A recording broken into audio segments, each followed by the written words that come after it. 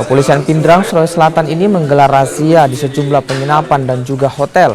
Razia dilakukan setelah adanya laporan terkait prostitusi online yang marak dilakukan. Hasilnya, polisi mengamankan belasan orang yang diduga pelaku prostitusi online. Salah satu pelaku diketahui merupakan karyawan bank swasta. Para pelaku memanfaatkan aplikasi untuk bertransaksi. Jadi rata-rata yang kita amankan ini mengaku menggunakan aplikasi micet. Kemudian mereka memasang tarif antara 500 sampai dengan 300 ribu rupiah per sekali main.